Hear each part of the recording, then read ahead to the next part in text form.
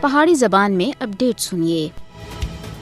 وسطائی مودی حکومت سن اس گل کو یقینی بنانے دے واسطے کئی طرح دے ڈرانے اور دھمکانے والے حربے استعمال کیتے ہیں کہ اس تے غیر قانونی اور شفاقانہ اقدامات کی کوئی بھی تنقیدی رپورٹ مقبوضہ جموں کشمیر تھی باہر نہ نکل سکے۔ 5 اگست 2019 وچ بھارت کی طرف تے مقبوضہ جموں کشمیر دی خصوصی حیثیت ختم کیتے جانے تھی بعد ادھر آزادی اظہار دا گال کٹنے دے واسطے سینسرشپ اپنی نوئی انتہا کو پہنچ چکی ہے۔ مقبوضہ جموں کشمیر وچ صحافیاں، انسانی حقوق تے کارکناں اور ادھر تک کہ عام کشمیریاں کو محض سوشل میڈیا دے اتے اپنی رائے دا اظہار کرنے دی وجہ تھی گرفتار کیتا جاندا ہے۔ عام کشمیریاں دے ٹویٹر، فیس بک اور انسٹاگرام اکاؤنٹس کو لگاتار سینسر کیتا جا رہا ہے تاکہ اس گل کو یقینی بنایا جائے کہ وسطائی مودی حکومت دے دعویاں دے خلاف کوئی آواز نہ چا سکے۔ اسی سلسلے دی کڑیاں ہیں کہ کشمیری عوام دے موبائل فون متواتر طور دے اتے ٹیپ کیتے جا رہے ہیں اور ہر کشمیری دی سرگرمیاں دے اتے بھارتی ایجنسیاں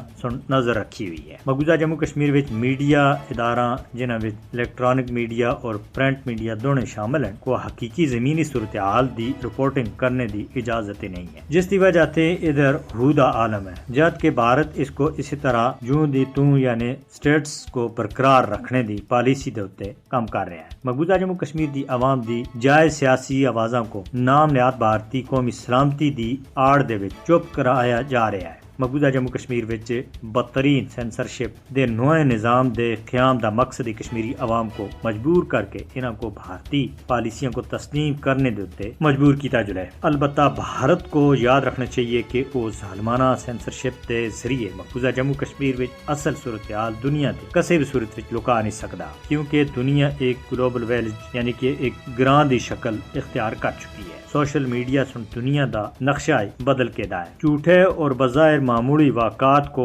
سوشل میڈیا دی زینت بنا کے پیش کرنے دی دیر ہوندی ہے کہ وہ منٹاں وچ لکھاں لوکاں تک پہنچ جاتے ہیں۔ اس صورتحال وچ مودی اور اس دے حمایتی کس دا منہ بند کر سن۔ دنیا بدل چکی ہے، اگر نہیں بدلیا تو وہ مودی اور اس دا بھارت جڑا کہ اج بھی پتھر دے دور وچ اپنے آپ کو اور دویاں کو جینے دے اتے مجبور کرنے دی پالیسی دے اتے عمل پہ رہا ہے۔